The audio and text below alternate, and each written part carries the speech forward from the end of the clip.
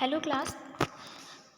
अब हम आज पढ़ेंगे इस वीडियो में जॉइंटिस के बारे में कि जो न्यूबॉर्न्स में जो जॉइंटिस हो जाता है, जो पीलिया हो जाता है, वो क्या होता है, उसके सिम्टम्स क्या होते हैं, क्या रीज़न है उसका और हम उसका प्रिवेंशन क्या कर सकते हैं।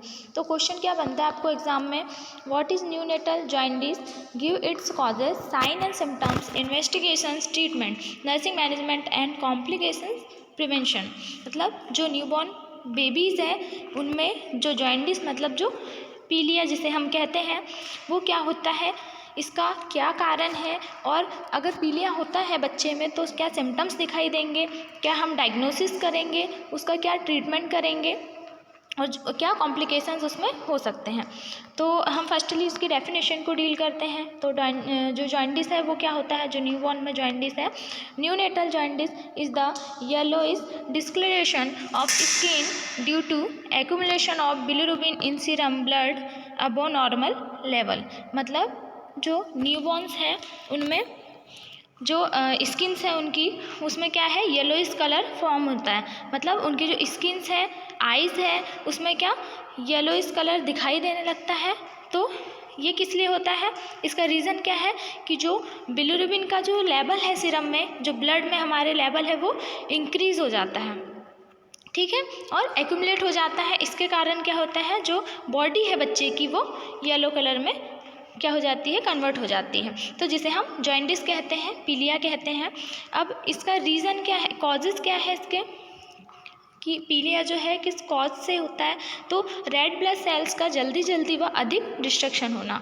अब जो हमारी आरबीसीज प्रेजेंट है बॉडी में उसमें क्या होगा, उसका डिस्ट्रक्शन मतलब उसमें क्या है, वो ब्रेक डाउन होने लगेगी, है ना, जल्दी क्या होगी, वो ब्रेक डाउन होने लगेगी, जिससे क्या होगा, जॉइंटिस कॉज होगा। सेकंड जो कॉज है, डिक्रीज बिलिरुबिन कंजुगेशन, जो लीवर है उसके इमेच्योर होने के कारण, जो हमारा जो यकृत होता है, लीवर जिसे हम कहते हैं, तो वो वहाँ पर क्या होता है, जो बिलिरुबिन है वो एक अच्छी क्वांटिटी में क्या है, बाहर नहीं निकल पाता है, एक पर्याप्त मात्रा में बॉडी बाहर नहीं आ पाता है, जिसके कारण क्या होगा, और इसका रीज़न क्या है, क्योंकि लीवर क्या है, इमेच्योर है। तो ये जो लीवर है इसमें जो एंजाइम्स है उसकी अगर पर्याप्त मात्रा अगर नहीं बनी तो क्या होगा, जो बिलिरुबिन का लेवल है वो एक अच्छी क्वांटिटी में क्या है, बाहर नहीं निकल पाएगा एक एडुकेट अमाउंट में, जिससे क्या होगा, वहाँ पे वो एक्यूमुलेट होने लगेगा। एक्यूमुलेट होगा तो क्या होगा, उसका लेवल धीरे धीरे बढ़ने लगेगा। अब बिलिरुबिन का लेवल बढ़ेगा तो जिससे क्या होगा, जॉइंटिस कॉज होगा। अब बच्चे में बिलिरुबिन बाइंडिंग प्रोटीन अपर्याप्त होने में भी ऐसा होता है। अब जो बिलिरुबिन की जो बाइंडिंग प्रोटीन्स है वो अगर इनसफिशिएंट है तब भी क्या होगा, बच्चे को जॉइंटिस कॉज होगा। इंक्रीज बिलिरुबिन लोड, अब जो बिलिरुबिन का जो लोड है वो अगर इंक्रीज हो रहा है तो क्या होगा, जॉइंटिस कॉज होगा। ऐसा रेड ब्लड सेल्स के स्ट्रक्चर में एबनॉर्मली RH फैक्टर जो होते हैं, जो RH फैक्टर प्रेजेंट होते हैं, और जो HB है और OT है वो उसकी जो अयोग्यता डिसेबिलिटी के कारण क्या होता है, जो हीमोलाइसिस है, हीमोलाइसिस का मतलब जो हीम प्लस लाइसिस, मतलब जो ब्रेक डाउन हो रहा है आरबीसीज का, उसमें उसके कारण भी ये हो सकता है। अब फीटल रेड ब्लड सेल्स के जल्दी डिस्ट्रक्शन होने से, मतलब बच्चे में जो आरबीसीज प्रेजेंट है अगर उसमें डिस्ट्रक्शन हो रहा है, वो टूट रही है, तो भी क्या होगा, जॉइंटिस कॉज होगा। और क्या है इसका, पॉलीस्थेमिया, अब इससे भी क्या होगा, जॉइंटिस कॉज होगा। अगर डिसीज कॉज होती है तब भी जॉइंटिस कॉज होगा।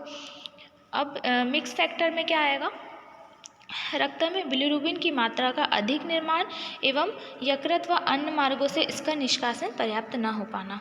मतलब ब्लड में क्या होना, जो बिलिरुबिन की जो मात्रा है, जो क्वांटिटी है, वो अगर ज़्यादा बन रही है या फिर जो लीवर है उसको वो एक्सक्रीड आउट नहीं कर पा रहा है।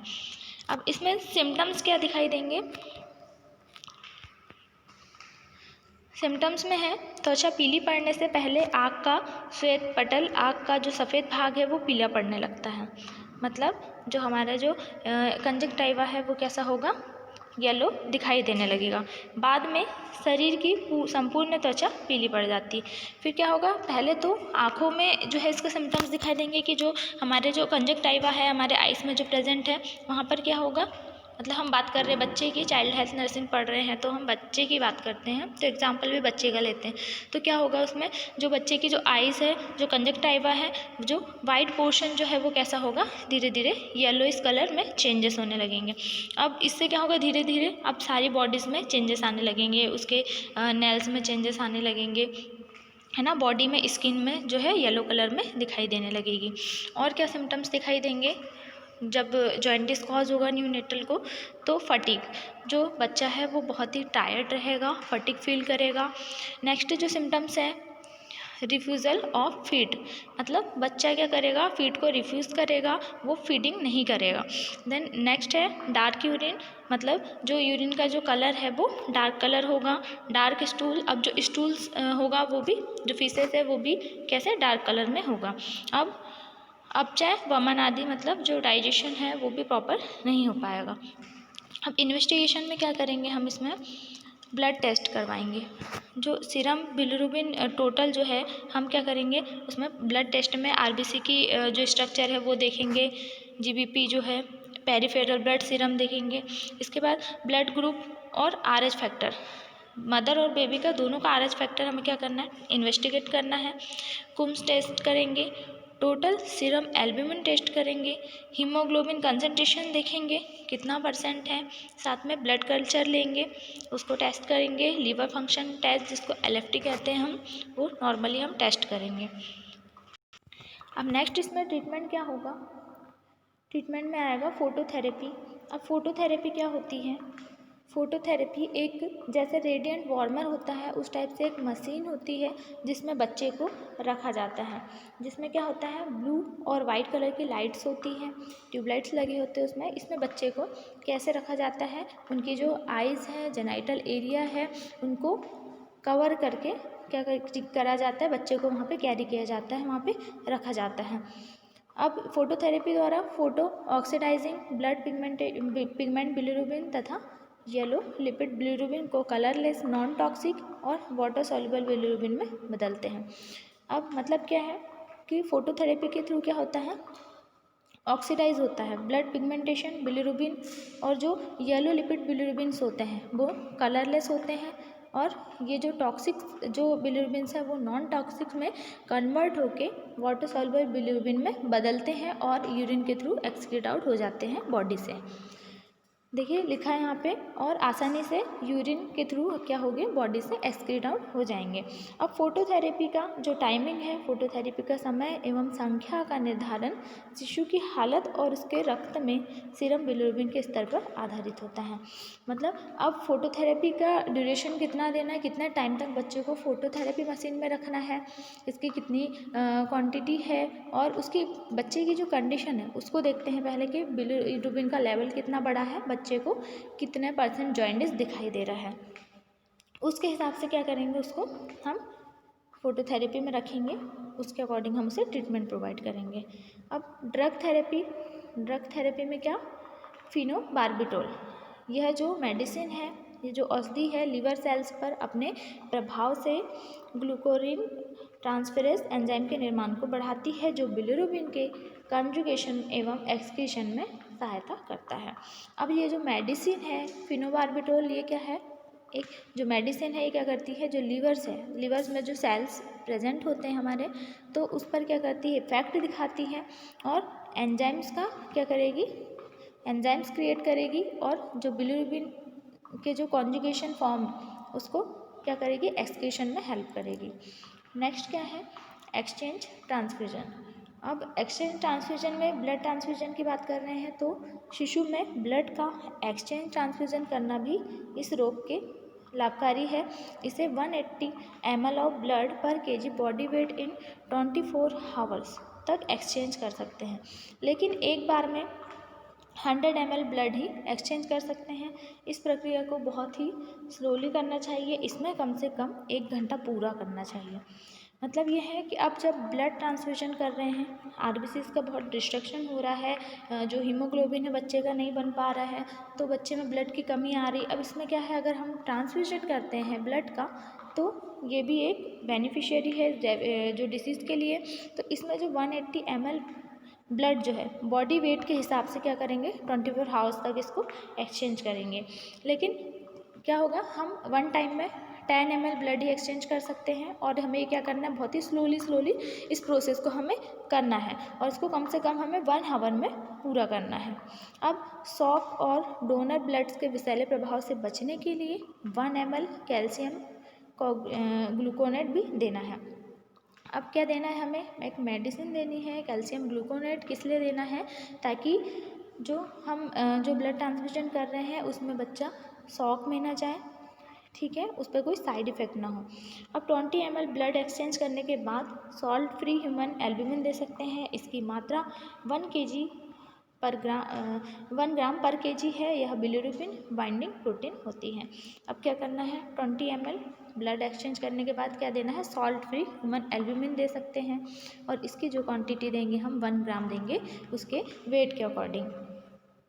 अब नर्सिंग मैनेजमेंट क्या करेंगे हम जॉइंटिस में, नवजात शिशु में जो जॉइंटिस है जिसको पीलिया कहते हैं, उसकी जल्दी पहचान करने के लिए शिशु को निरंतर देखते रहने की आवश्यकता होती है, जो कि निम्न प्रकार से है।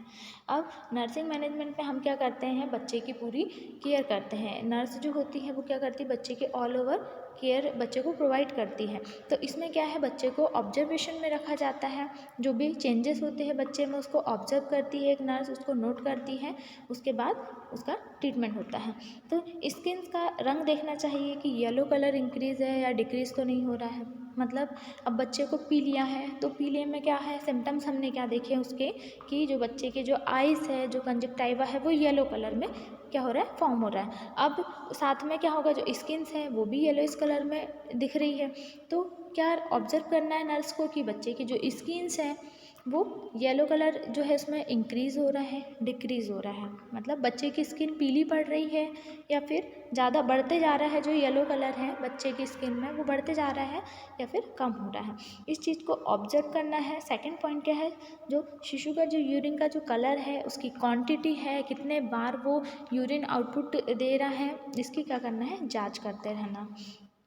अब सिम्टम्स है उसको हमें इसमें क्योर करना है। तो सिम्टम्स में क्या था, जो यूरिन था बच्चे का वो डार्क कलर में आ रहा था, तो नर्स को क्या करना है, यूरिन के जो कलर को ऑब्जर्व करना है, क्वांटिटी कितनी है, कितने टाइम्स यूरिन बच्चा पास कर रहा है, ये सारी चीज़ें क्या करना है, एक नर्स को नोट करनी है। अब शिशु के किसी भी व्यवहारिक परिवर्तनों की जाँच करनी है। इसमें कन्वर्जन या फिर स्लिग्स मूवमेंट के लिए देखना है। मतलब अगर कुछ चेंजेस हो रहे हैं बच्चे में या हमें कुछ एबनॉर्मलिटीज़ दिखाई दे रही है तो हमें उस चीज़ को ऑब्जर्व करना है। जैसे अगर बच्चे को अगर सीजर्स आ रहे हैं, झटके आ रहे हैं, जिसको कन्वर्जन कहते हैं, तो क्या करना है, ऑब्जर्व करना है और वाइटल साइन की जाँच करना है।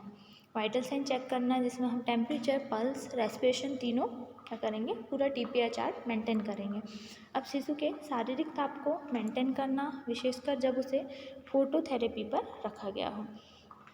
जब बच्चे को हमने फोटोथेरेपी मशीन पर रखा है तो हमें क्या करना है, उसके बॉडी का टेम्परेचर क्या करना है, चेक करते रहना है कि बच्चा हाइपोथर्मिया में तो नहीं जा रहा है, हो सकता है हाइपोथर्मिया में जा सकता है, तो हमें उसके लिए क्या करना है, उस हिसाब से उसको सेट करना है। अब शरीर में फ्लूइड व इलेक्ट्रोलाइट पर्याप्त मात्रा में बनाए रखना, क्योंकि बिलिरुबिन जो यूरिन द्वारा फ्लूइड जल्दी बाहर निकल जाता है। अब क्या करना है, हमें साथ में एक चीज़ और कीप ऑफ द माइंड रखनी है कि जो इलेक्ट्रोलाइट्स है, फ्लूइड और इलेक्ट्रोलाइट्स है, उसका हमें इम्बैलेंस नहीं होने देना है, उसका बैलेंस बना के रखना है, जिसके लिए हम क्या करेंगे, उसको क्या करेंगे, फ्लूइड्स और इलेक्ट्रोलाइट ऑब्जर्व करेंगे पहले तो, और अगर इम्पेयर्ड हो रहा है तो हम उसे क्या करेंगे, फ्लूइड एंड इलेक्ट्रोलाइट देंगे, मतलब IV फ्लूइड्स देंगे। अब पेरेंट्स को साइकोलॉजिकल सपोर्ट देकर उनके स्ट्रेस को कम करना है। अब जो बच्चे के जो पेरेंट्स हैं उनको समझाना है कि ये जो है ट्रीटेबल एक प्रॉब्लम्स है, जो कि क्योंकि जॉइंटिस जो होता है ये नॉर्मली बच्चे में सिम्टम्स हल्के दिखाई देते हैं, जिसमें कि 3 टाइप्स के जॉइंटिस होते हैं। एक पैथोलॉजिकल जॉइंटिस होता है, फिजियोलॉजिकल जॉइंटिस होता है और एक ब्रेस्ट फीडिंग जॉइंटिस होता है। तो अब पेरेंट्स को क्या करना है, हमें साइकोलॉजिकल सपोर्ट देना है, उनके स्ट्रेस को कम करना है।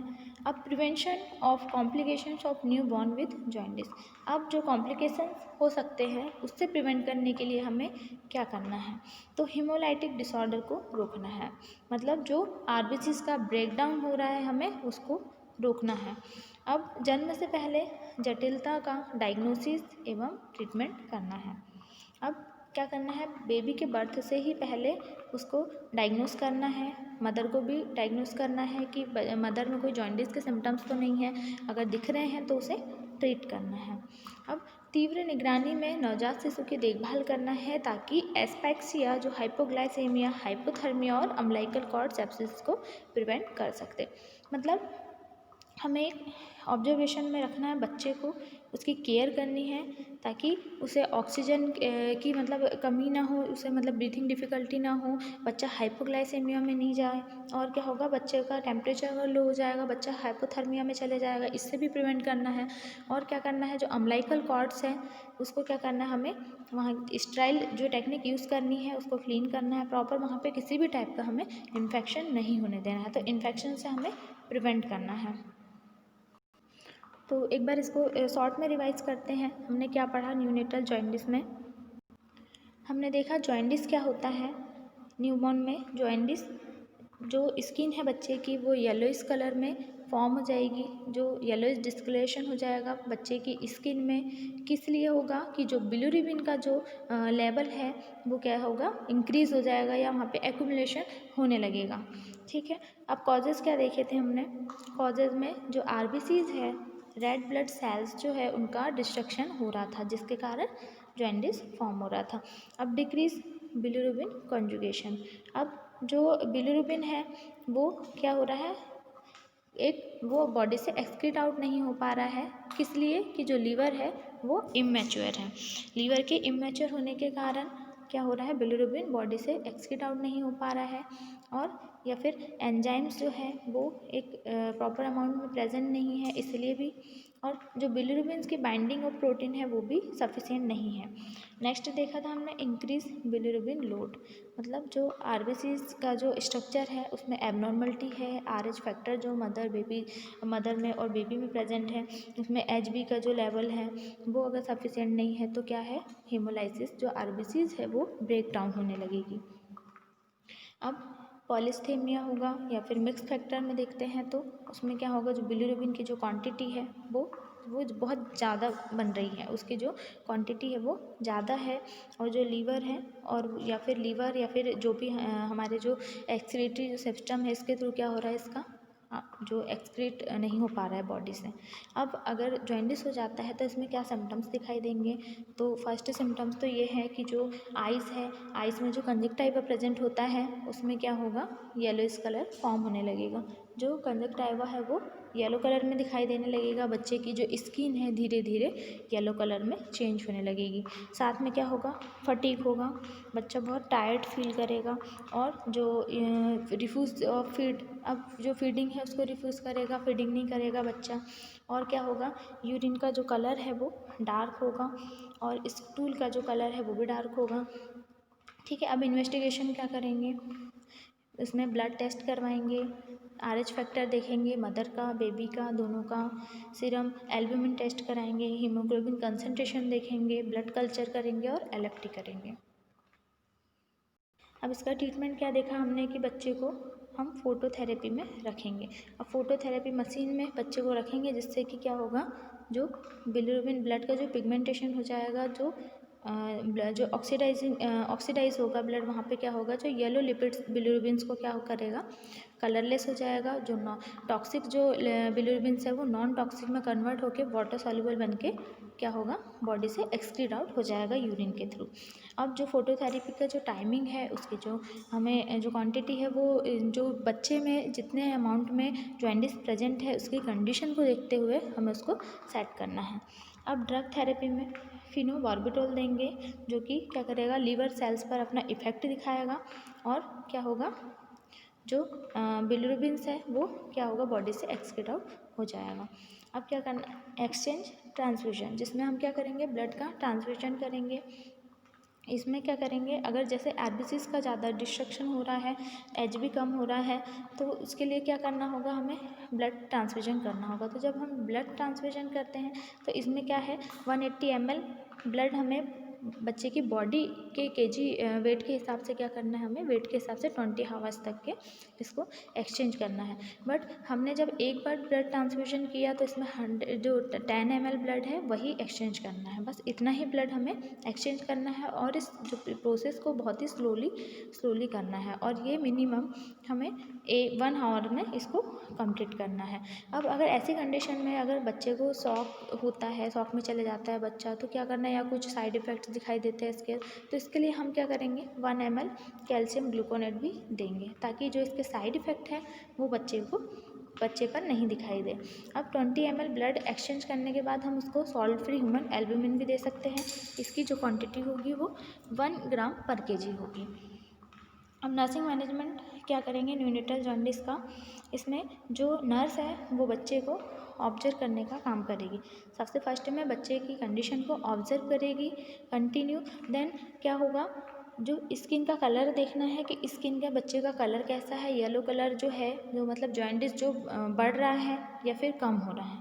अब जो बच्चा है उनके जो यूरिन का कलर देखना है कि जो डार्क यूरिन आ रही थी तो उसमें कुछ चेंजेस हैं या नहीं, कितने टाइम से बच्चा यूरिन पास कर रहा है, ये सारी चीज़ें हमें नोट करनी है। अब जो बच्चा है उसके कुछ बिहेवियर में कोई चेंजेस तो नहीं आ रहा है, जैसे अगर कन्वल्जन तो नहीं आ रहे बच्चे को, तो ये भी हमें नोट करना है। वाइटल साइन चेक करना है, जिसमें हम TPR पूरा टेम्परेचर पल्स रेस्पिरेशन चेक करेंगे कि कुछ एबनॉर्मलिटीज़ तो नहीं है, कोई चेंजेस तो नहीं हो रहे बॉडी में। फिर उसके टेम्परेचर को मेंटेन करना है हमें। जब उसे हम फोटोथेरेपी में रखते हैं तो हमें इस चीज़ को ध्यान रखना है कि बच्चे का टेम्परेचर, बच्चा हाइपोथर्मिया में नहीं जाना चाहिए। अब जो शरीर में जो फ्लूइड इलेक्ट्रोलाइट इम्बैलेंस अगर हो रहा है तो हमें उसके लिए फ्लूइड चलाने हैं, ठीक है। तो उसको जो फ्लूइड और इलेक्ट्रोलाइट का जो बैलेंस है उसको बनाए रखना है। अब क्या करना है, पेरेंट्स को साइकोलॉजिकल सपोर्ट देना है और उनके स्ट्रेस को कम करना है। इसके साथ में हीमोलाइटिक डिसऑर्डर्स हो रहे हैं तो उन्हें रोकना है। कोई RBCs का डिस्ट्रक्शन होता है तो डिसऑर्डर्स बहुत सारे प्रेजेंट होते हैं, तो इसमें क्या करना है हमें, जैसे हीमोफीलिया हो गया है ना, हाइपोथैलेमस जो हीमोफीलिया हो गया और थैलेसीमिया हो गया, ऐसे बहुत ऐसे डिसऑर्डर्स होते हैं, एनीमिया, तो हमें इसको क्या करना है, ट्रीट करना है, इससे इस बच्चे को प्रिवेंट करना है। अब जब बर्थ हुआ है बच्चे का, उससे पहले अगर कुछ मदर्स में अगर कुछ सिम्टम्स दिखाई देते हैं जॉन्डिस के या कुछ कॉम्प्लिकेशंस होते हैं तो उसको ट्रीट करना है। और बच्चे को क्या करना है, फिर ऑब्ज़र्व करना है, उसकी देखभाल करना है, ताकि बच्चा जो है वो हाइपोग्लाइसेमिया में नहीं जाए। और जो अम्बिलिकल कॉर्ड है उसको हमें क्या करना है, इन्फेक्शन से बचाना है, ठीक है। हाइपोथर्मिया में अगर बच्चा जा रहा है तो उसको रेडिएंट वार्मर में रखना है, उसका टेम्परेचर इंक्रीज़ करना है।